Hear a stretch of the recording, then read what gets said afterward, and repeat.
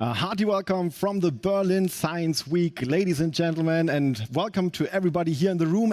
Welcome to everybody following us via live stream.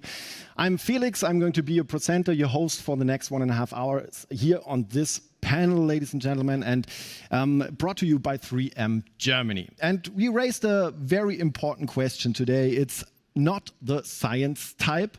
And we also already provide in the beginning an answer to that question, which is, so what? I mean, is there any specific science type? If you think of a scientist, you probably imagine a male scientist like Albert Einstein, or maybe like Thomas Edison, or maybe Sheldon Cooper, whatever.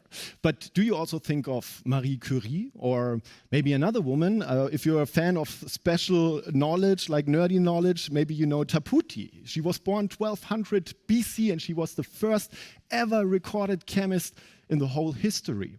But still, if you Google the most important chemists in history today, you really have to search hard for more women on that list. But because of Taputi, you could say basically the chemistry was invented by women, so we really have to change this kind of issue. The question is, how do we do that? We need more women in science. We need more career path in science for young women and for girls. This has to start already in the educational area, in the schools, when there is this moment when you really decide where to go with your life and what career path you want to take. In preparation for that event, ladies and gentlemen, I went back to the moment when I made that decision. I'm not a scientist, I'm a TV journalist, I studied journalism. And when I thought about that moment, suddenly there was a person popping up in my mind, which was my grandmother. She was a very funny lady, and she got stuck in my brain with 2 sentences. The one thing has nothing to do with the topic we're discussing today, but I tell you anyway. Every time in our family somebody made a dirty joke, which from time to time happened, she sat there and she had this very intense look, and she looked at this person and she was like, "You do know that only the hungry speak of the bread, right?" And the second thing she always said to me, and this was a moment I really, really remember very well. I was like 12 or 14 years old. And suddenly, out of nothing, she sat there and she was like, "Felix, I really envy your generation for all the possibilities you got." And I was like, "Hey, come on, Grandma, this is progress. Of course, we have more possibilities than you." And when the moment came and I had to decide for my career, I really was overwhelmed. I had no clue to what to do with my life. And it felt like I was standing on a corridor, and there were these endless doors, and within my possibilities, I could enter some of them, but I didn't know which to enter. And the question was, can I just peek in there and go back on and take another door? And so this decision is very hard to make, and that's why we are here today. If you are searching for a career path in science, we want to provide you information, but also inspiration today, and that's why we have this panel where I'm going to discuss with 3 young female scientists, and they're going to tell us how they made their way into science. But before that, we have also another inspirational part. We brought a movie for you. It's a documentary about also 4 female and very inspiring young scientists. And when they started their career, I think they wouldn't consider themselves being the very typical science type. But when they started their career, suddenly they faced discrimination because of race, because of their gender, because of age. But it went fine for them. And now they really try to empower all the other women in the world and all the girls in the world to also go for that science. They are the ambassadors of a more inclusive science. And I would say we have a look at this movie. Have fun. See you in a few minutes.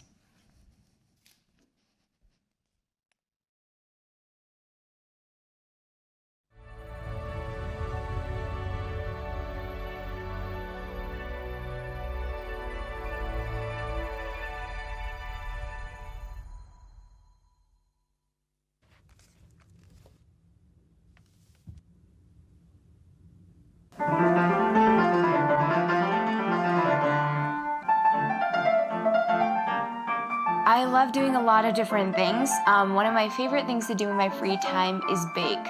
But I don't know, I'm not really good at it, but that's okay. I also fly gliders, dance, Indian classical. I also love playing the piano. I think that's pretty good. Oh, fencing.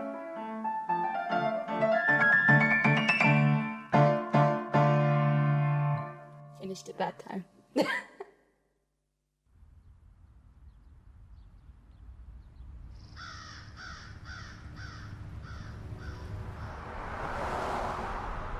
My name is Catanjuli. I'm 15 years old and I'm an innovator, scientist, and promoter of STEM. I won the 3M Young Scientist Challenge and I'm Times Kid of the Year. I am a South Asian girl and you don't really see a lot of females, let alone females of color, in the field. And that became very frustrating and very isolating. Just that idea of there's nobody else that looks like me. A lot of times I'm overlooked for my capabilities or I feel undermined just because people don't view me as a scientist or an innovator. People don't think my ideas are valid just because of how I look. And that's not right. This stereotype shouldn't even exist in the first place. We have created this bias standard of what a scientist is. And I'm hoping to really flip that script and change that. A scientist is anybody, and it shouldn't be based on age, race, or gender. I'm excited to be here today with it should be based on our capabilities and our drive and motivation to tackle world problems. Apply that to the real world. So how can we use science and tech as a catalyst for social change?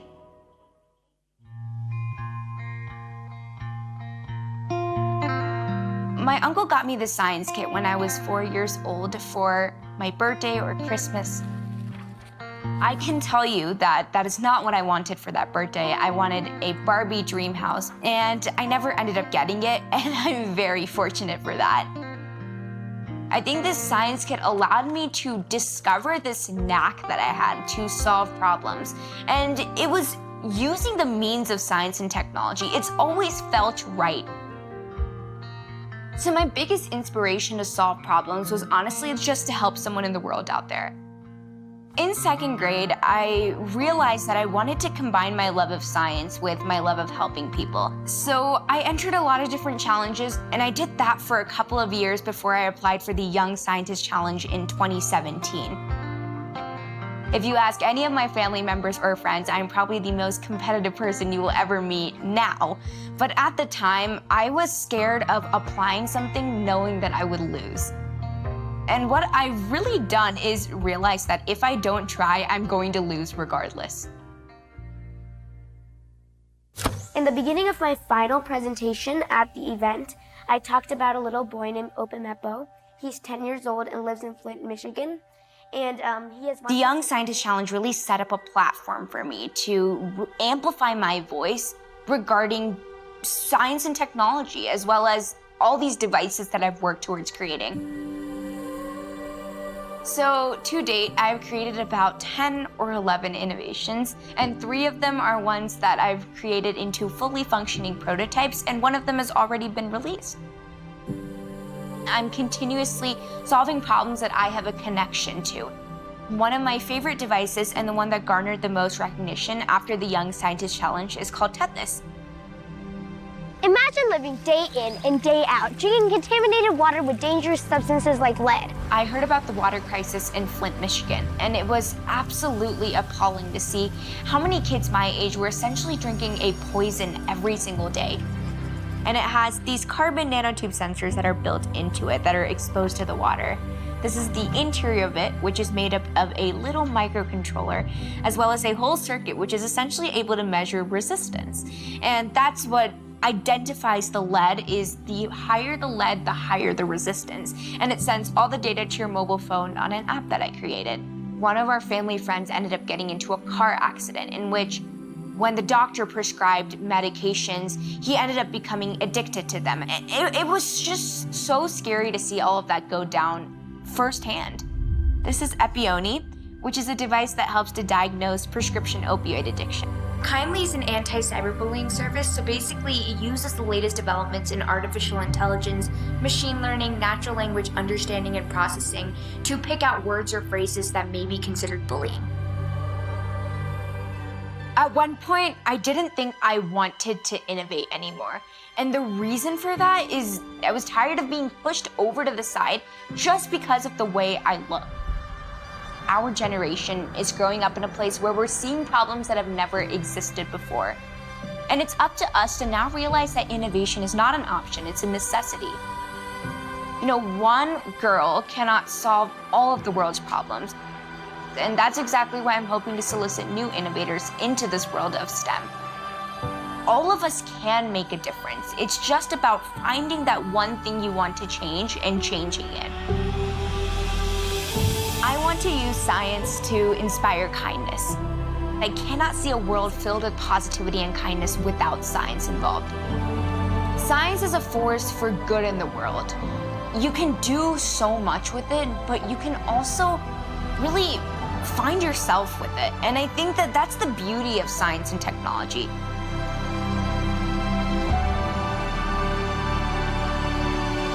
I want to see a world where people are not judged on their skin color or their gender or how old they are. If you have the drive and passion and motivation to create a difference in society, nothing else matters.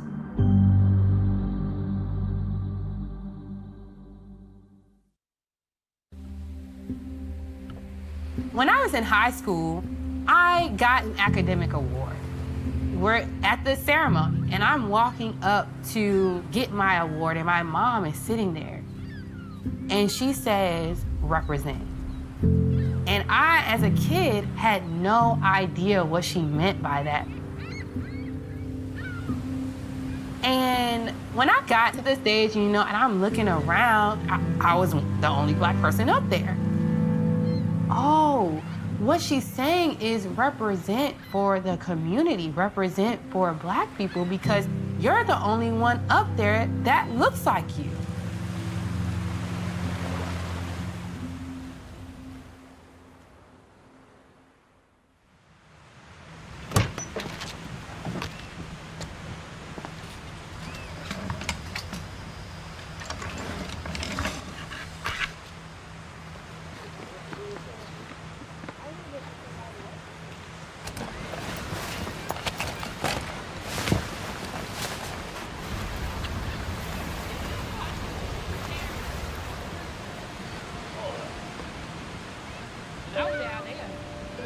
My name is Dr. Sierra Civils. I'm a nuclear engineer. You know, never in a million years, if you would have asked me back in high school if I would have been a nuclear engineer, I would have said, hell no. Take that out. I'm originally from Chesapeake, Virginia. The school I went to was Hickory High School. It was kind of more predominantly white. My parents, you know, started to sit me down and say, okay, look, you're not like the other people in your class. You look different. People may make assumptions about you based on the way that you look.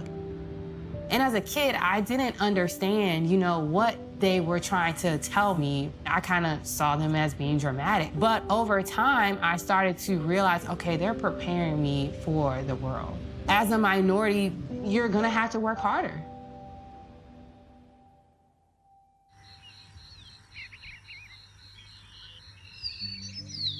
That's the first thing I ever made when I went to MIT, and those people ate that lasagna up. And I didn't even like it because it didn't have the sage. Cooking is something that's really big in my family, and it's something that I felt like I was good at. It came natural to me. And at the time, you know, being a chef was the only thing that I really considered for a career, and something that I was really passionate about and never had any thoughts about doing anything else. Something that my parents pushed was having really good grades and making sure you did well in school. I was good in math and science, but I never saw it as an opportunity to have a career. And it wasn't until I took chemistry that my love for science really started to blossom. I was really interested in the atom, the periodic table, how these elements come together and create new things. In that chemistry class that really sparked my interest, my teacher, Mr. Harrell, he was the one to make that connection between chemistry and cooking and engineering for me. And you said, yeah, I'll probably just go to, you know, local college here or culinary school. I said, Sierra, you're one of my best chemistry students. And he said, well, you should look into being a chemical engineer. Have you heard of that? Do you know what they do? And I was like, no. And he was like, go look it up and come back and tell me what you find. He was someone that challenged me. He was the first person to say, why don't you take an AP class? He didn't have to do that. But he saw something to where he was like, I feel like I can impact her career, and that's what he did. And so I would bring him different schools, and he'll be like, that's a good school, but I think you can apply somewhere better. And when I looked at MIT, I was like, oh man, it's like 6 or 8% acceptance rate. Like, I don't think I'm ever gonna get in there. So when I brought that to Mr. Harrell, he was like, yeah, this is the kind of school that you should be applying to. I said, Harrell, you're the best. I will be sure to harass you next year and more years to come. And you kept your word. You can harass me anytime you want. Anytime you want. Oh, this is so great. It was a classmate that said, hey, didn't you apply to MIT? Like, did you check and see if you got in? And I was like, no, I'm gonna go to VCU. And he was like, oh, well, you should just check. And so I went and I checked and I got in. And they were like, you got into MIT because of the demographics. And that stuck with me because I was like, well, what is it that they're saying about me? What are they saying about the institution? And that kind of pushed me to go because it was like, okay, well, you guys are mad that I got into MIT, so now I really gotta go. MIT was the first time I really got challenged because that's the first time I failed a class. That's the first time I was making like C's and D's. So I just remember you always calling and being so upset and crying on the phone because you got a B at MIT. And I'd be like, you need to hang up and call Mom because I can't understand what you're saying. So you didn't know that that was normal for you to not get straight A's, especially somewhere like that. That's what I was used to doing, so. Yeah, and it's not normal. So after MIT, I went on to the University of Michigan and got my PhD in 2019. So I was the first Black woman to get a PhD in nuclear engineering. I struggled with the idea of being the first because it was like, yes, I'm the first, I'm gonna open this door up for other people coming behind me, but I also was like, why did it take so long? How are they still the first Black woman to do X? I think part of it, yes, is systemic racism. We weren't even allowed to go to an institution like MIT. When I was presented with the opportunity to go to a place like MIT, to go to a place like Michigan, I saw that as an opportunity to open the door for people that look like me to come in and be involved in these fields. And now I've arrived at Johns Hopkins University Applied Physics Lab, where I'm a nuclear engineer. I focus more on radiation simulations, specifically looking at how radiation affects materials. So when we irradiate something, how does that change the atom? How does it change its composition? How does it change its structure? When you look at rural communities or small towns or minority communities, there's an issue of access, there's an issue of exposure. Things like social media are ways that we can start to break down some of these barriers. So at MIT, one of the things that came to the forefront for me was that I was passionate about teaching and this idea of mentorship, this idea of inspiring the next generation, showing them that people that look like them are out there in these fields. And we are trying to create a narrative in a community to show the next generation of STEM leaders that, hey, this is possible and it's fun. I tell kids that anything is possible. No goal or dream is too small. Each year we ask a student admitted to MIT to share with us the name of a teacher who has been especially influential in his or her development. It is a remarkable achievement and a great honor to change a life, so we congratulate you on being named this year by Sierra B. Civils. You do the work from which all of society benefits. Congratulations again on your excellent work. We at MIT are deeply grateful. Yeah, and they're not lying. You changed your life, And I think that's the nice thing about being a mentor, because you encounter kids very early on in their career journey, and especially young Black girls, and you open their eyes. Then they look at you and think, oh, if she can do that, I can do that. And my message to them is, yes, you can.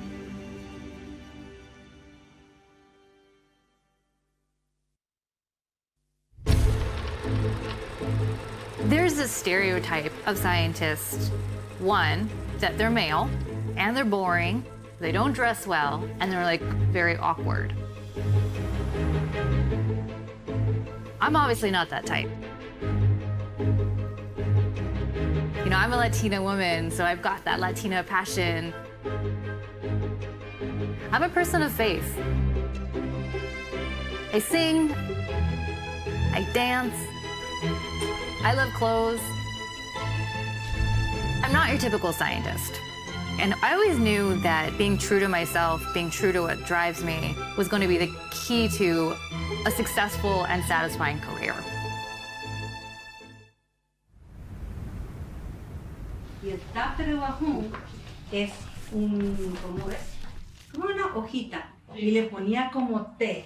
My name is Dr. Jessica Taff. I'm a microbiologist by training, and I have used my PhD in microbiology and my experience studying infectious diseases like HIV and malaria to apply that in the world of global health, which is really important in everybody's lives. And I especially feel this now with COVID. I grew up in the United States. I was born here. My mom is Paraguayan. Y yo estoy orgullosa de ti, Jessica. Muy orgullosa. The Latin culture definitely plays into who I am and how I grew up. There's just this love of life. And family is so important to us. My dad's side, he's your typical WASP, I guess, you know, Caucasian. He's a forester. You know, that played into my childhood in a way that, you know, we were out in nature. We always learned about science. Both of them encouraged not just us experiencing science, but other subjects like music and art. My mom has this funny story about me. She says, I always knew you were going to be a scientist because you used to mix all of my perfumes.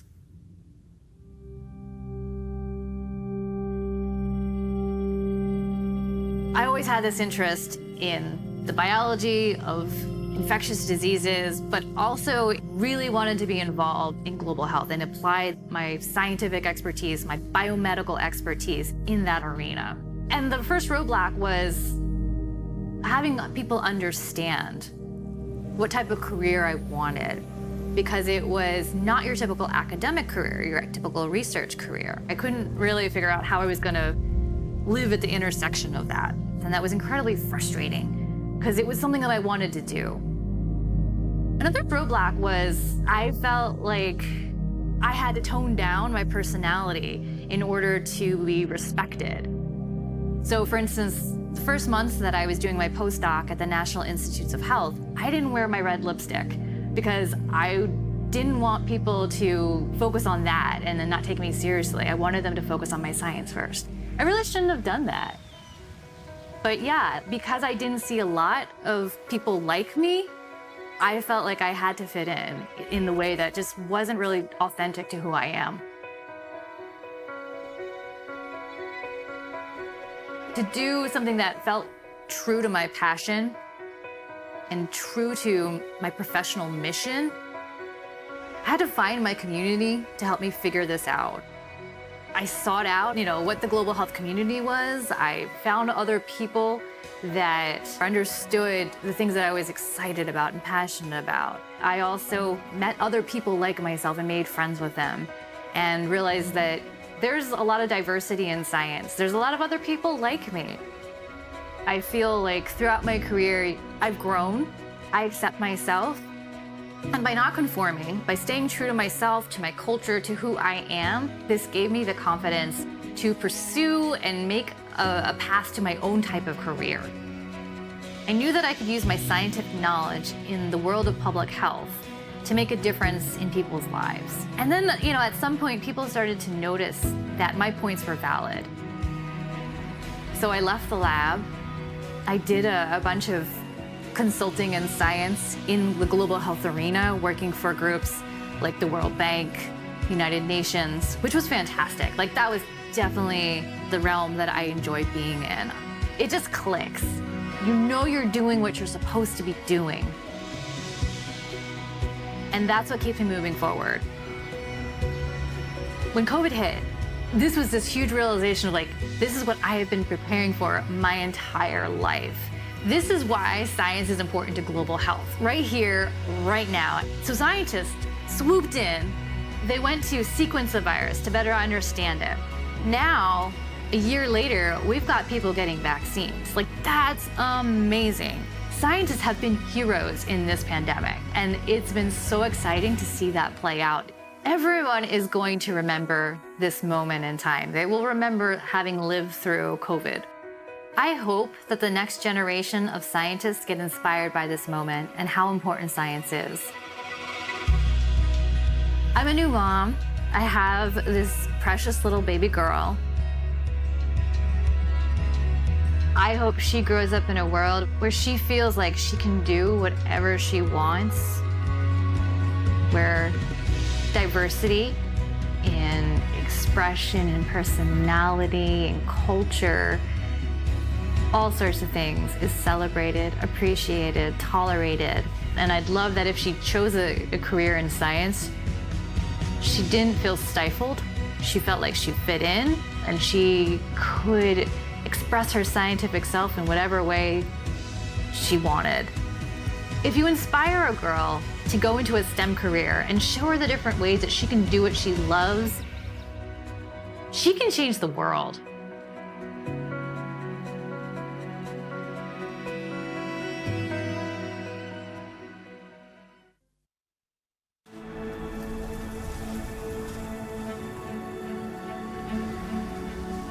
When I was growing up, I never thought of myself as the science and engineering type because I wasn't breaking apart toys, curious to understand how they work. What I wondered about was the humans who put them together. What were they thinking?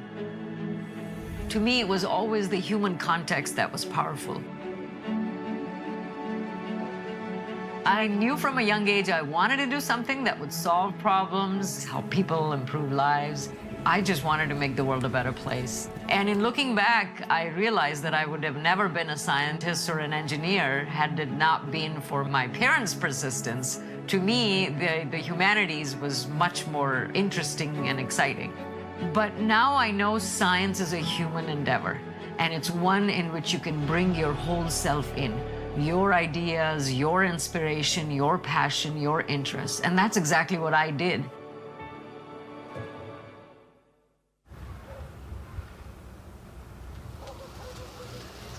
No, wait for that to push.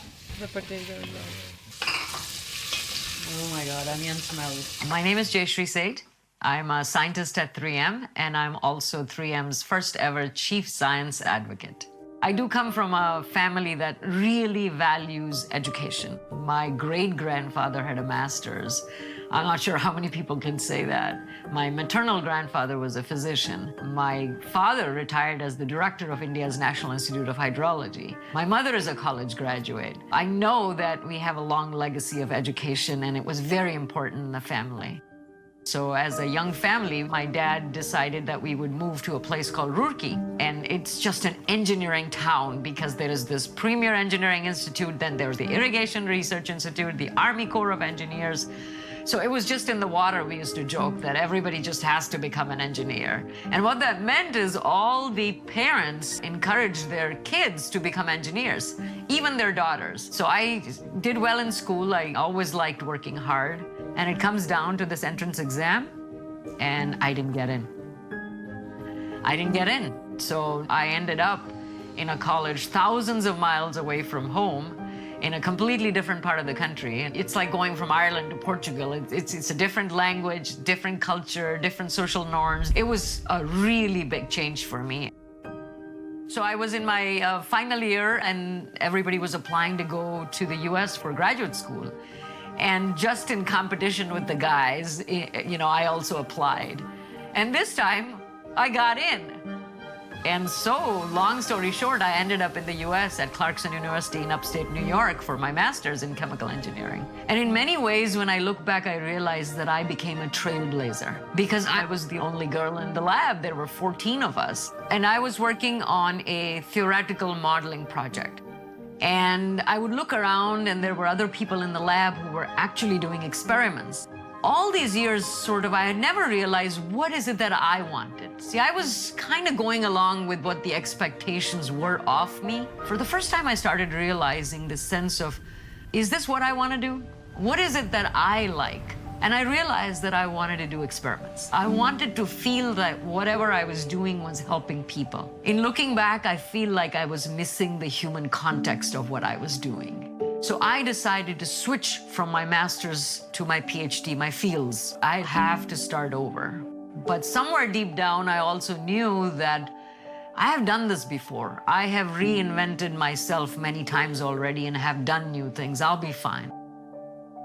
So I had an opportunity to do an internship at 3M. And that's when I first came to Minnesota, and I thought it was a great environment, and I got offered a full-time position. It was in a completely different area than my master's or PhD. So my PhD was in diamond-like films, and I came here and I started working on closures and fasteners for disposable diapers. So I always joke that I went from diamonds to diapers. I'd never seen a diamond, I'd never seen a diaper, so what's the difference? I would envision what it would be like for a child to wear these diapers, and we made them softer and softer from our closures. And just that context and the empathy that you feel for the end user was such a critical part of the science that I was doing, and that was so important to me. So I was very successful in some of my early projects. I got a lot of accolades. I started getting noticed. I got more and more challenging projects, and with each one, it sort of built my confidence. So I've had a successful career. I've been here 27 years. I have worked on many different product innovations. I'm at the highest level a scientist can attain. With my role as the chief science advocate, I got the opportunity to observe people's perception of science and the relationship society has with science. It was very interesting. 4 out of 10 said if science didn't exist, their lives would be no different. This was shocking. Science is all around us. It has made our lives so much better, but we haven't communicated it for the average public to understand. And so the more stereotypes we break, the better outcomes we're going to have, because we invite more people into the world of science. So this is my office, and yes, the patents are part of the projects that I worked on for over 27 years that I've been at 3M. And I don't know if I can say there's a special or favorite patent. It's really not about the patents, it's about the problems we solve. And each of these patents reminds me of the people that I have collaborated with to solve those problems. So these are all very special to me. I never thought of myself as the science type, but it turns out I am the science type.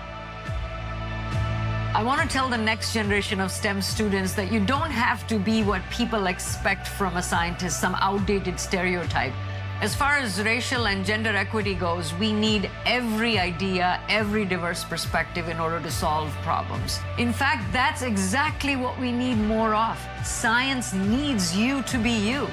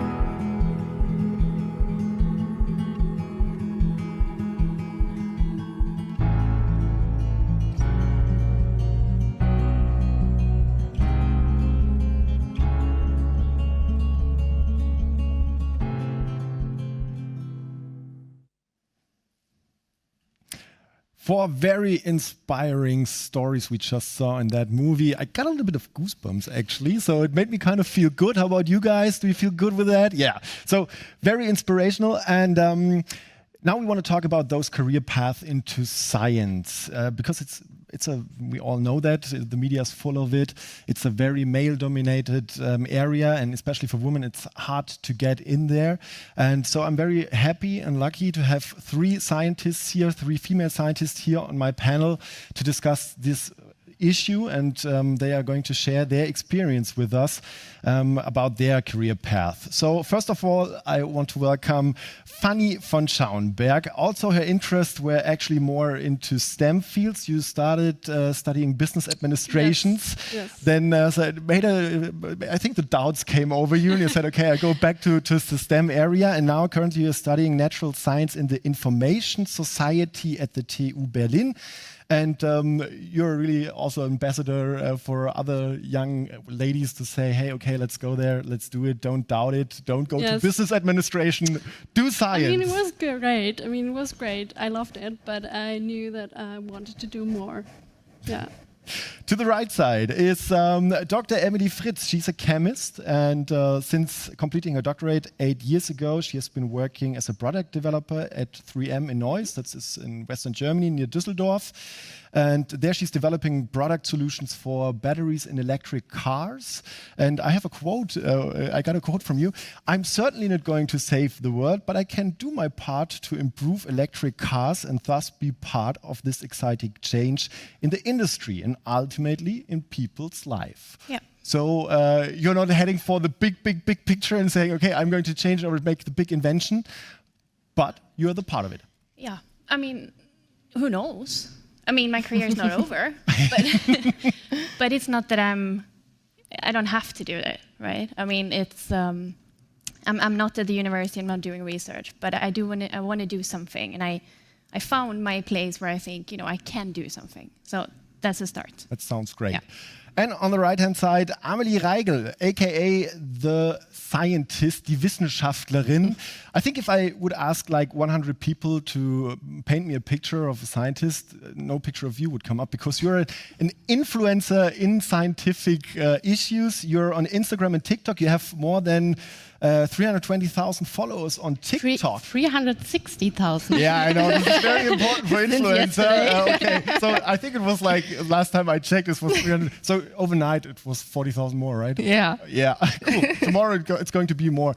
You really understand how to take those complex topics and really comprehend them, and also in a very entertaining way, I have to say.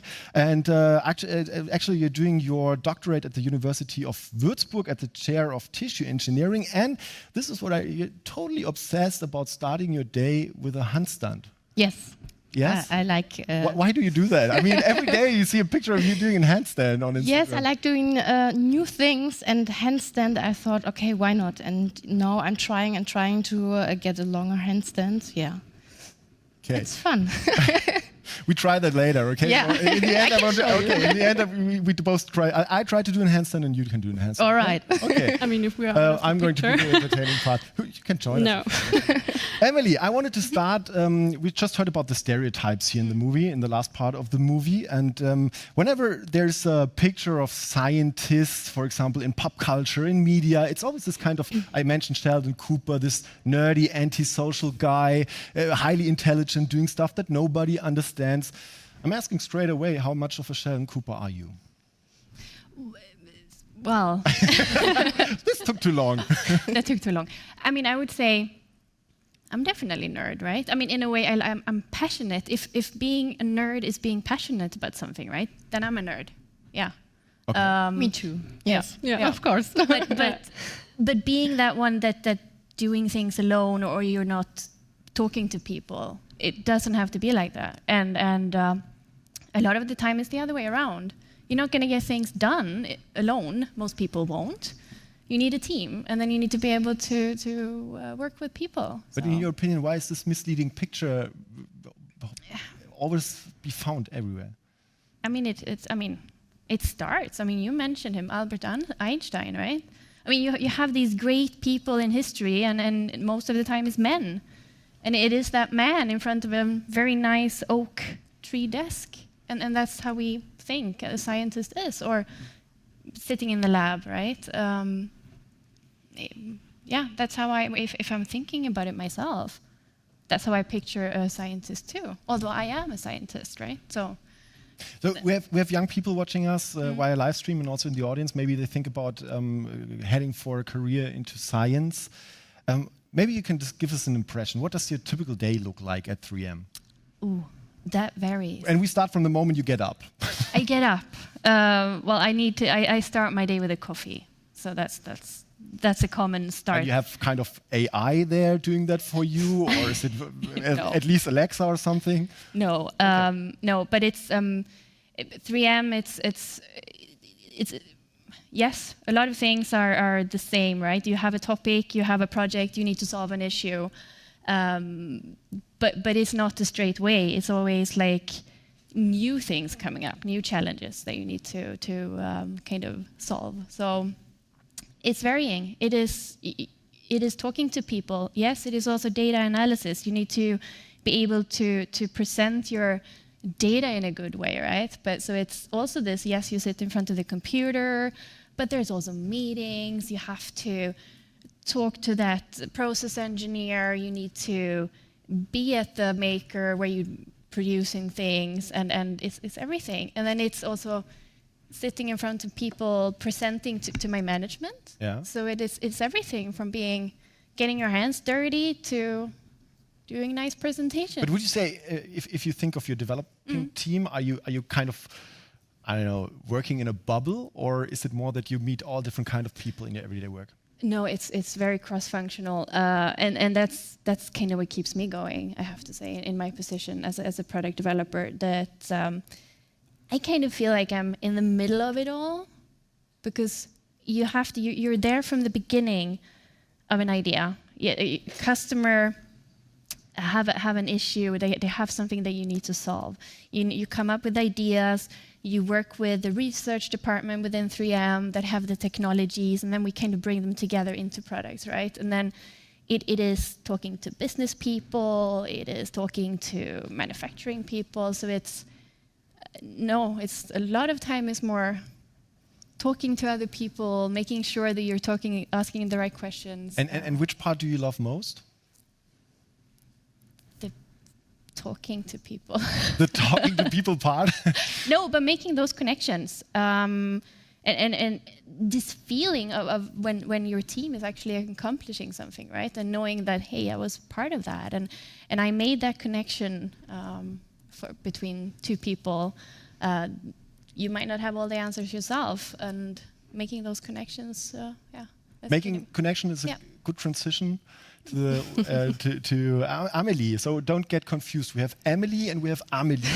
A little bit confusing, I know, but Amelie, as an influencer on social media, I mean, basically you're a scientist. You're doing your doctorate and you're going to the lab and you're doing, I think you're doing on artificial skin, stuff like that. So tissue engineering. Maybe you can describe first what your actual work is. I'm growing human skin as 3D test system to reduce animal experiments, and that's what I'm doing in the lab. And after this, or before I go into the lab in the morning, I'm doing science communication to tell the people how cool is science. Why do you do that? I mean, how did you come up with that idea? I'm a nerd too, and I love science. I think it's crazy how beautiful it is and how cool. And I was like, okay, I have to tell somebody, and I told it my friends. And then there was the pandemic with COVID, and I was like, okay, nobody is talking about what is happening, what is the virus, why do we have to wear masks?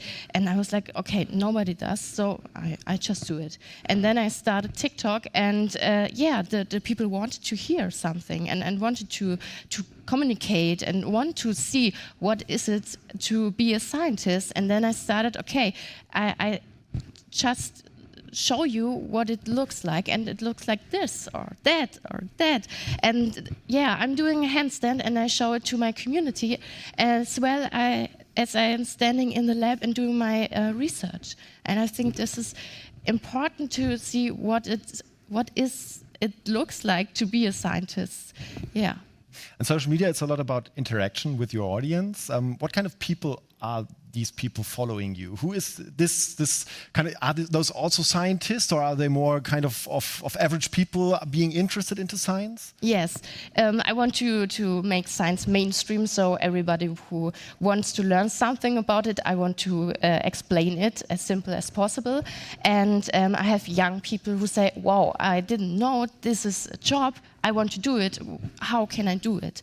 And I have also colleagues and other scientists who say, oh, that's great, I want to talk and I want to show my experiments and my research, but I don't know how. And yeah, that's the communication. Yeah, but out of my experience, I'm working as a TV journalist, also in doing scientific reports and stuff.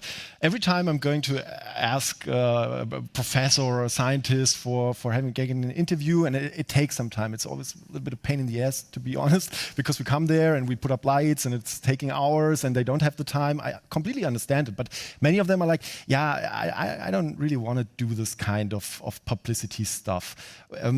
Why do you meet people like that? So are there also people who don't understand what you are doing there? Why are you on TikTok? Yes, of course, because for a scientist you have to tell facts and to be clear. And if you have something complex, you have to describe it with complex words. And on TikTok or social media, you can't do this. You have to be simple, and that's the problem, to be simple but correct. And as a scientist, you don't speak simple. You have to talk in this language, I say, and I think that's the problem or the challenge. I had those cases, because then I asked them, could you break this down a little bit, because it's very and then they were like, I can't do that because my colleagues are going to be upset about it. And I said, but it's not about your colleagues, it's for my audience actually. So how do you find that special tone? How do you do that? My friends told me every time I talked about my research project, and they are not all scientists or biologists, they are engineers or something like this. Okay, Amelie, nice. And can you explain it now to me with simple words? I didn't understand anything the last 15 minutes. And I was like, okay, I have to change something. And then I started to break it down, to speak, with a similar language. And I think it was fun. And so I thought, I'm doing it on TikTok. And do you also find yourself confronted with stereotypes, or are you playing with stereotypes on your channel? Yes, a little bit. And I think it's a little bit confusing. In the biology studium, there are more female persons. And if you're going higher in the master and PhD, there are less and less. And then I was thinking, why? What's happening? And if I see my boss or higher positions, there are less and less women. And so I was thinking, why? What's happening? Yeah, but how do you experience that? How do you? What does it do with you? What do you feel inside if you see, okay, all my bosses are? Why did you? Why have you chosen this path anyway? Because you saw that there are many men and in higher positions. Do you want to go there? Do you want to achieve a higher position? What is your long-term game? Yes, I want to achieve a higher position because I want to do my own research project. I started it after my bachelor thesis, and I just want to do this the next 40 years. And I know that's not possible in the German science, because you have to bring your own money, or you get the money and stuff like this. And that's why I want a higher position, to do my own research and not something else research. Okay. Let's come to the lady on my right side here. Fanny. we have a scientist over there speaking in front of a camera. We have a scientist actively working at a big innovative company like 3M. Now we got you. You're still studying in the most exciting city of the world, Berlin. Do you have any time for studying, actually? Yes. Yeah. Okay. Cool. Actually, I do that. I actually study. Yeah. So. Sometimes when people say, I don't know, I study humanities or philosophy or something like that, people are like, oh, what are you going to do with that one? Yes, I actually get that a lot. And you're studying, and I have to repeat it again, natural science in the information society. Yes, it's a long I mean, it's a personal question, but if you go on a date and you tell somebody like that, what are the reactions? I actually get that question quite a lot. I always tell, I do like science. And then they were like, what? Like biology or stuff like that, and I'm like, like science, like everything. It's actually an inside joke in my course because we all have to do that. And funny story, I actually was at the hairdresser like 2 weeks ago, and she did my hair amazingly, and she asked me what I do, and I was like, I'm studying science, and she was like, oh, so you draw like the leaves on the trees, and I was like, what? No, I'm not doing that. And I was thinking she would like saying, oh, you're always like in front of your computer or something like that. But no, she was thinking I was drawing trees. And I was like, no, I mean, you can do that. And then she asked me what I would do in the future, like what I would be working. And I was like, I mean, I can do so many things. And she was like, yeah, but you can only be a teacher, right? And I was like, no, I mean, I can. I mean, if I want to, it's a great compassion to do so. But I was like, it's research, how big research is. And I always have to tell them. And even somebody told me that I would be a taxi driver because there's nothing I can do with it, with my degree. And I was furious. I'm always furious because I can do so much more. And it's an open field. I mean, we can see that. And these are just 2 people. And I'm not sure what I want to do. And that's probably because many people think that I end up, I don't know, being a taxi driver. And I'm but like, what do you actually plan to become? Where's your path going to lead? My compassion actually is astrophysics. Okay. I love the stars. I mean, I would love to be an astronaut, but I'm really seasick or like sick in every like driving thing. I puked on everything. So, I mean, maybe there's a future for me in that field. But I would love to do research in that. But I'm also very into chemistry or like data science. Machine learning. What I'm totally interested in is because you started with business administration. Yes. Why did you do that? I mean, you were always passionate about the STEM field, about becoming an astronaut and everything. Why did you go into business administration? I mean, I don't want to touch business administration. If anybody here is in business administration, it's totally fine. It's cool. It's great. Cool to have you guys pushing numbers around. But why did you do that? Well, I'm brutally honest with you. I really thought I would be too stupid. I thought I was not capable of doing like all the mathematics and like studying so hard. And every time I was like the convention or something and I asked the people and it was like, it's so hard. And I was like, oh my God, I don't want to do it. I will fail. And so but where did that come from, that feeling? I'm not sure. I was just, in school, I loved science, and I'm very thankful to my teacher in 9th grade. So I was very emotional doing that movie because I felt that you're not sure. I think it was just myself being stupid over that not being stupid. But then after that 1 year, I learned that I like it. I like economics. But I wanted to do more into like scientific area, so I went to like the student advisement department at the TU Berlin, and I asked them that like I have no idea, but I want to change something, and they told me like, here, go to Mint Grün, and for all of you. Mit Grün is like an orientation course at the TU Berlin. It's for 1 year. So MINT is the equivalent for, the for German STEM, one. so it's a German. And that's actually where I work now, at an advisor. And I do that what the person to meet it, like I advise, helping you. Oh, come on, really? Yeah. Now you give your experience to other students who come there and say, I have no idea whether I'm... Yes, that's actually what I do now, because I know how you feel like being lost and not knowing what you should do or not do. But how does it work actually? So you go there and this is just 1 year, I think it's going just for 1 year, 12 months, and right? we always tell just do whatever you want to do. It's not for like finding out what you want to do, it's actually the opposite. Like, find what you do not want to do, even if you don't want to study. I mean, I always say, yeah, I'm from the scientific area, but you don't have to do that. I mean, it's great, but there's so many other great options out there. And yeah, so that's what I do.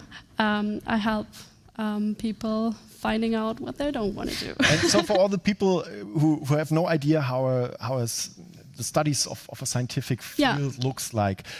For example, when I think of my time studying, there were days I was glad when I put my pants on during the day. That's also a part of studying. So this is also a part of studying. So there's also this lazy time. It still exists, right? Okay, still exists. Cool. Typical, no. But how does a typical day look like when you're into science? Well, it depends what courses I take. If I have laboratory time, then it's like a long day or a long week, because we have to prepare like really hard, because we have to like present our ideas, what we want to do in front of the professors. And we have to tell them that we don't screw up and don't burn everything or destroy. I mean, it happened. There's a reason for it, yeah. Yeah, it's expensive, you know. And yeah, then I start my day with tea, actually, not coffee. No handstand? No handstand. And then I walk my dog. And then I go to uni. And normally I have learn groups.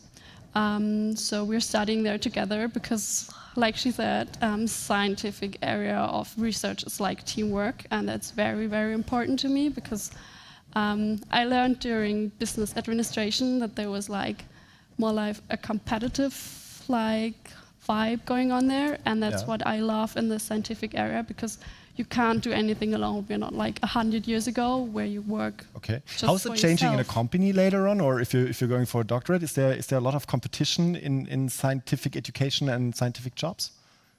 No, but I can only agree. I mean, from my doctorates, it kind of becomes a family. You have your own project, and everyone is like, you have to deliver on your project, right, to get your doctorate in the end of the day.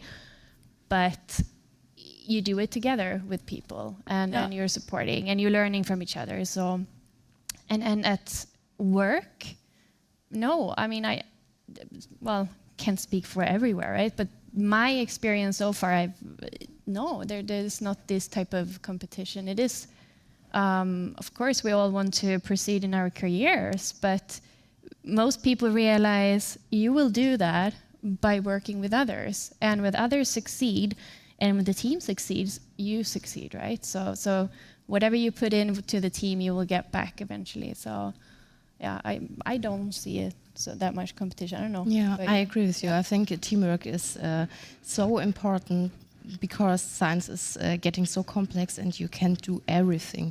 You have to work with mathematics or physics or chemistry to bring your project forward.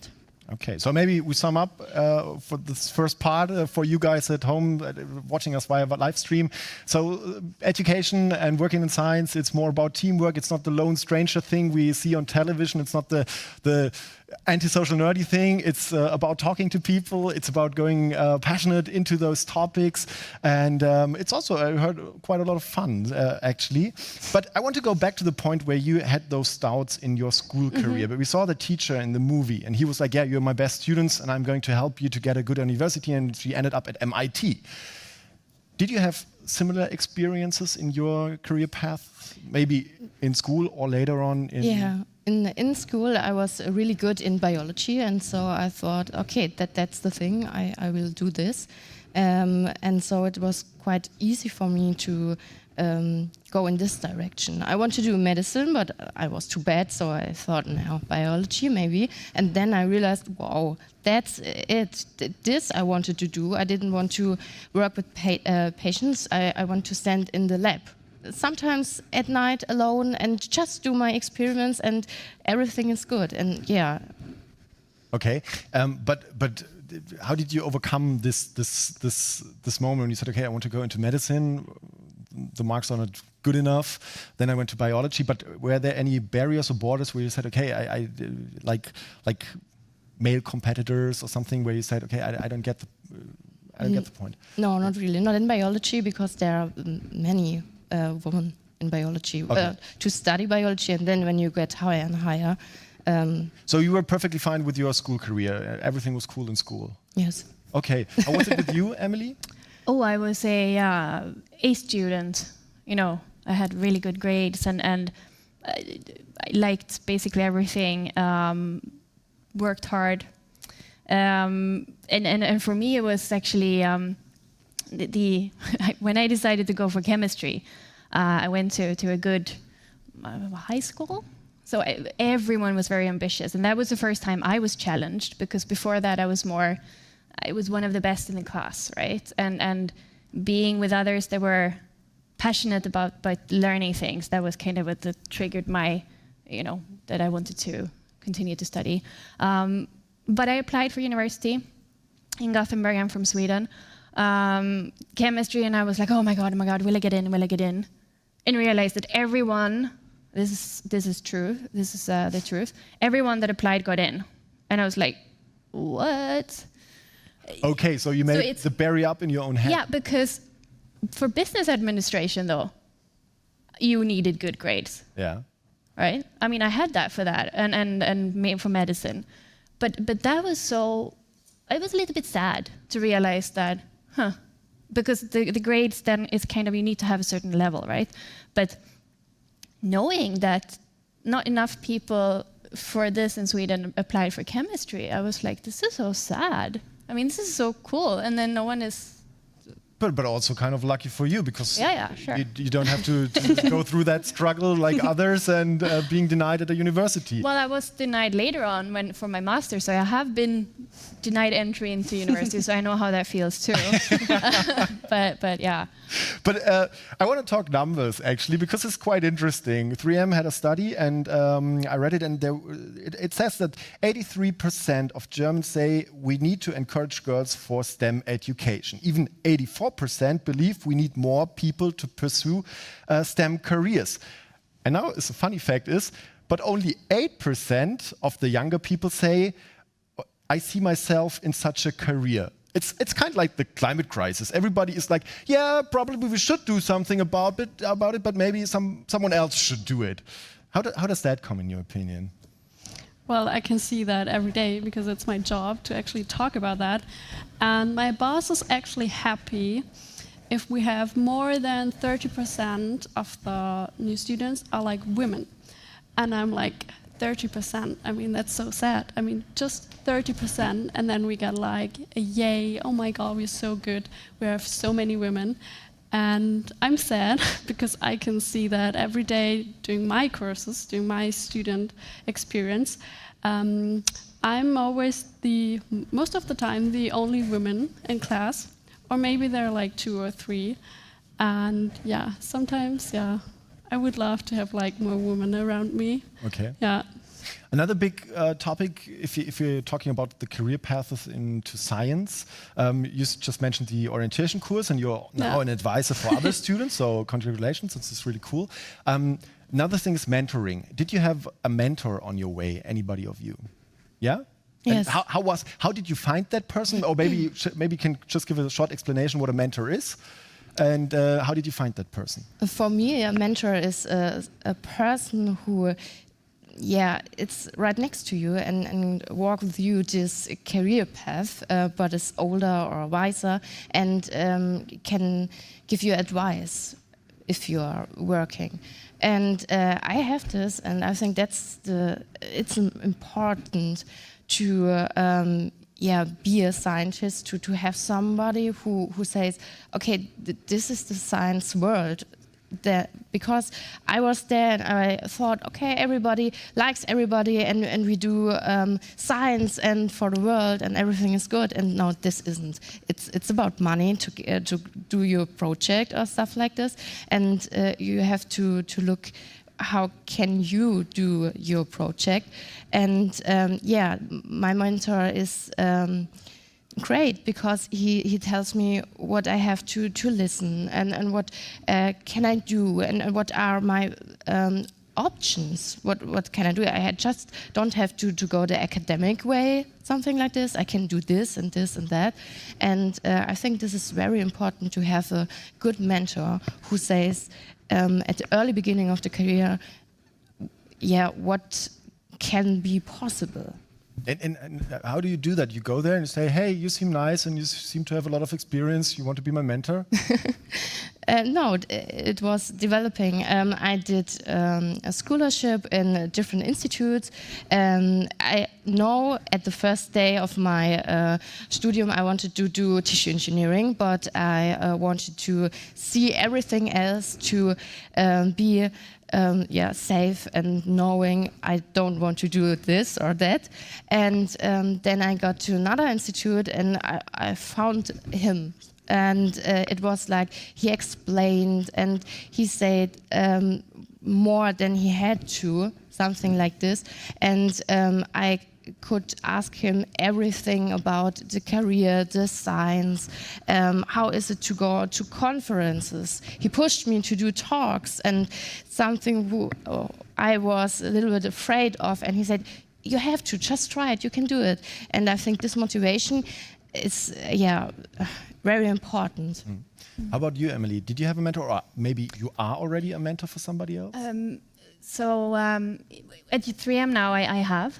And 3M is supporting that, and they do see that there's a benefit for having mentors. And I was also in a program at university, during my PhD, but before that I didn't have a mentor, and I think that's something perhaps I would say we should do a little bit more of. I mean, just to have someone to have that exchange with ideas, right, where you want to go.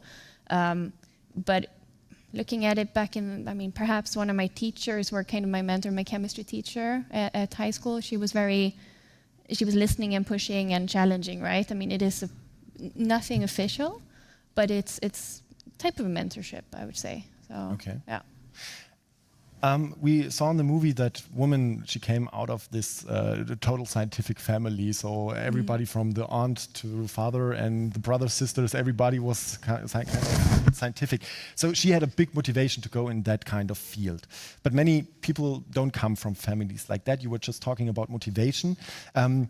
What do you think? Where can young people get this motivation from if they are interested in that? I mean, I have a 4-year-old daughter, and she's totally interested in everything. She uses all kind of liquids, and then she mixes it. And since that, I'm interested in cleaning tissues and stuff like that. But somewhere in the system there must be a point where we, excuse me if I say so, where we fuck up because they lose this interest. So how do you keep up this interest? How do you get this motivation? What is your advice for young people listening now and saying, hey, I'm interested in this, but it's difficult? Oh, it's a hard question. I mean, yes. Why? Come on. It's a hard one. You need to provide the answers. And no.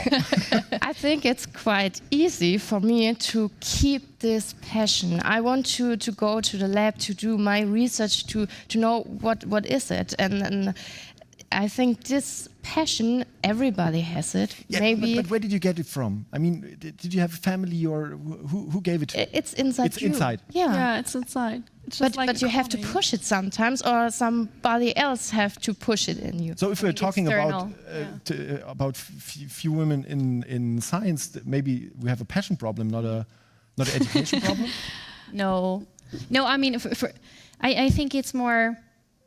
I'm thinking a little bit about how I was treated in school, right? I told you I was good in school, but it was also supposed to be not quiet.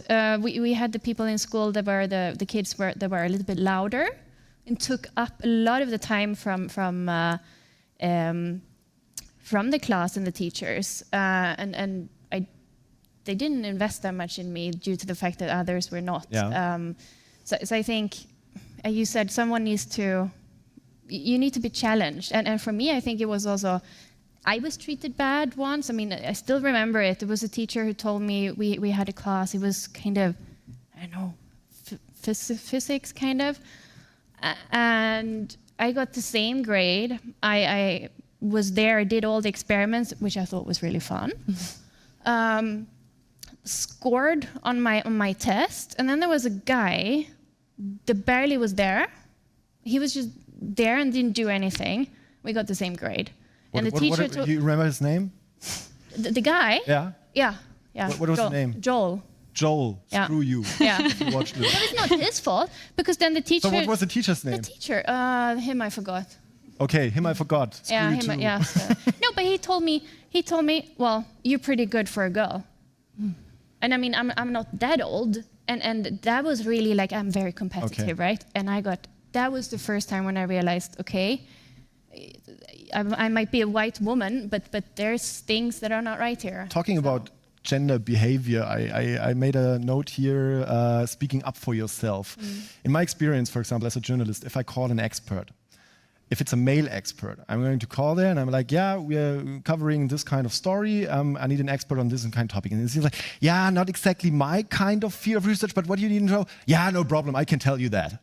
And I'm like, yeah. If I talk to a female expert and I'm like, yeah, and she's totally straight and saying, in 90% of the time, she's like, sorry, not my field, can't answer you.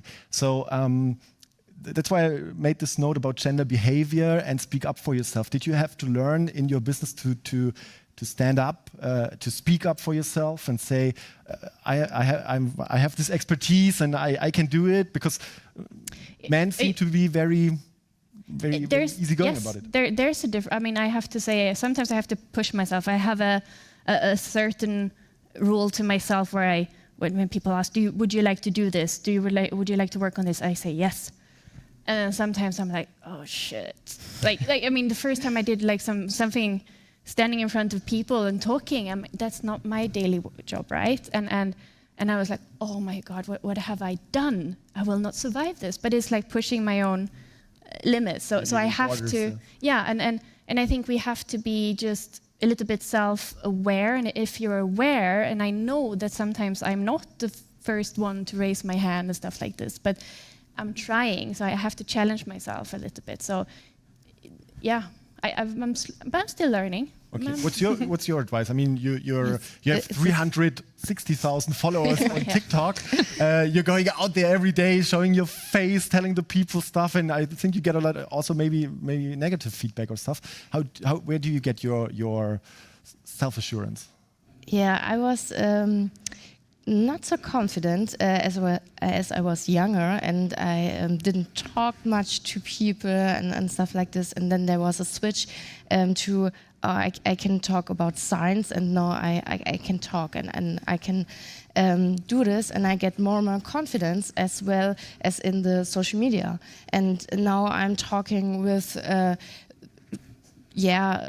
important persons from 3M or something like this, and it's, I can do this. I'm confident enough because I can this, and I show it every time, every day on social media, stuff like this. And in the lab, it's the same. I doing my experiments.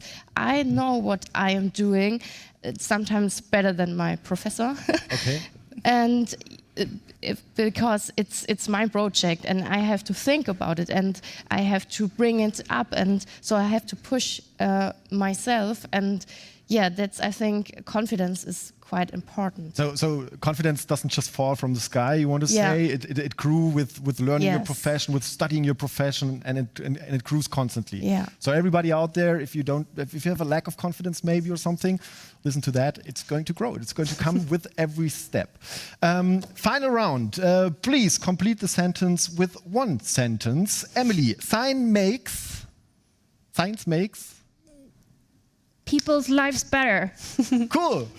Amelie, if I hadn't become an influencer for science, would I have? Oh, I didn't get it. Yeah, what would you have done if you wouldn't have become an influencer? Oh, yeah, scientist. Sorry. Okay, Yeah. this was pretty easy. Maybe I should have Sorry, another one. boring. Funny, what I enjoy most about my studies. Enjoy learning. You enjoy learning? Yeah, that's like learning more, like learning things and like achieve more and just, learn stuff. Just knowing. Yeah. That's very cool. I mean, I like that you like learning. And now I want to open for the audience. Are there any questions for our 3 female scientists here on our panel? Questions? So many questions. I think we answered everything they wanted to know. Oh, there's one actually. Oh, where? Yeah, here, over there. Yeah, please. Hi, great hearing from you. So which advice would you give yourself, right? Maybe 10 years ago, 20 years ago, maybe not so much. Oh, that's a good one. But what advice would you give yourself when you were in doubt? Now looking back, what would you have done differently? Well, I can tell for myself, just do it. Just like the woman in the movie said. Really, it's that easy. Just try it. I mean, if you're thinking about losing, then that's not the right way to do it. Yeah, I agree with you. Keep No, your you have passion. to find your own thing. That's mine. No copycat here. Yeah, keep your passion and just do it, and you have to challenge you, then you can grow.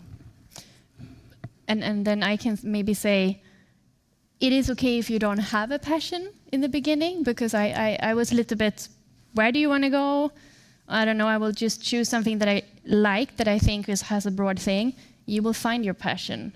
It is, so don't be afraid if you don't have it right now. It will come. For me, this sounds like a really perfect ending for this panel. If there aren't any questions anymore. Okay, we still have some questions. Thank you so much for sharing, and the movie was great, and your life are amazing. I was wondering, how has it been with your family? For example, being an influencer. I know your mom, what does she say? Or I know your friends, or you being in 3M, no? Like working on an enterprise when you were studying chemistry, no? Or for you being like right now so interested. For your family, how has it been? And how do you feel when you talk to your parents or your family in general? Yeah, I would say they are proud, and they like that I am so, have found this thing I want to do my whole life. And I would say the same. My parents have been also a driver. My parents do not have university background. My mom was the one who told me, don't do business. So she's a controller. So she's maybe one of the reasons why I did science, to be honest. So thanks, Mom. But I do see that they're proud, and they're seeing that I am doing what they would like to have done. So, yeah. Well, yeah, my dad's a pilot, and my mother was a teacher. So I think, I don't know, I always had like a way into like scientific fields. But I do think they're proud of me, of doing something, but I think that's what parents should do actually. So no matter thanks, what. Mom and Dad. Yeah, I became a journalist. Yeah. All right. Any more questions over there?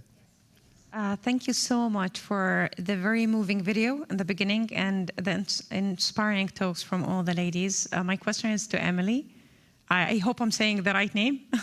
The influencer, yeah. So now to connect society with science, we need to create more content that is very close to everyone, especially the young minds and everyone across society, actually. My question is, how can we encourage more young minds to become science content creators and influencers? What are the things that you wish were made easier for you or have been available for you to start this journey earlier or to support you more in this journey? And how do you think we can encourage more to become influencers in science? Thank you. Thanks for this question. I think to make science visible is the point, and to just show how it is to be a scientist and to do a day as a scientist and to communicate with the community and the followers. Many of the community or science community is growing, and I see it, and we're talking to each other and pushing and mentoring or challenging us together. So I think to talk about it, to make it visible, to see scientists on TikTok, on social media, next to fashion or art or something else. I think this is important, to just see and talk about it.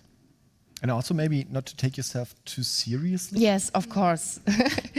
because sometimes if you look at scientific YouTube channels or something, I like that stuff, but many people are taking themselves too seriously. And do it in a fantastic way, because there's always this twinkle with the eye, a little bit like, this is not a little bit of irony and everything. So it's also very important, I guess. Yeah. Everybody satisfied? No more questions? Then I would like to say thank you, all of you. Thanks for sharing your stories, your experiences. All the best for your further path into science. And if you got interested, guys, watching our live feed here, and maybe you also are interested into a scientific career, go for it. Just do it. We just heard it. Just go there. Don't think. Just jump. Do it. Now, go to the computer, enlist yourself somewhere for scientific studies or something, or maybe go to the next chemistry course in your school and say, I want to do a project with my best buddy or something. Do it, do it, do it. I say big thanks to 3M for providing this panel here today and making this possible, and give a big hand for our guests here on the panel. Have a good way home. Enjoy Berlin. Enjoy the rest of the Berlin Science Week. Goodbye at home watching us.